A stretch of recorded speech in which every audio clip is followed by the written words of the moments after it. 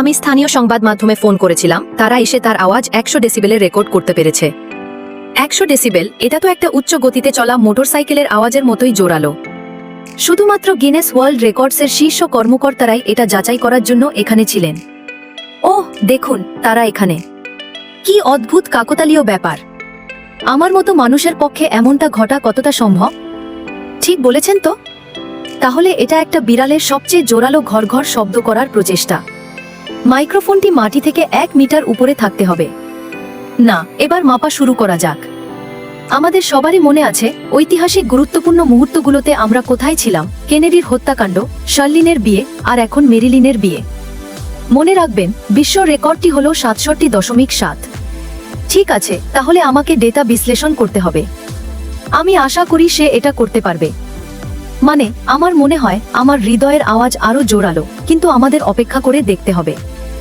সংখ্যাগুলো বিশ্লেষণ করা হয়ে গেছে এবং এখন ফলাফলের সময়। Marilyn 67.8 decibel. ও হ্যাঁ, আমি যদি কথা বলার সময়ও লড়াই করতে পারতাম। ধন্যবাদ। ঠিক 100 ডেসিবেল না হলেও এটি একটি বিশ্ব রেকর্ড। আমি আনন্দিত যে সে বিশ্ব রেকর্ডটি ভেঙেছে। আমার মনে হয় ব্যাপারটা এখনো হজম হচ্ছে, আর একবার পড়তে শিখলে এটা তাকেও মালিনের সাথে ডুবিয়ে দেবে।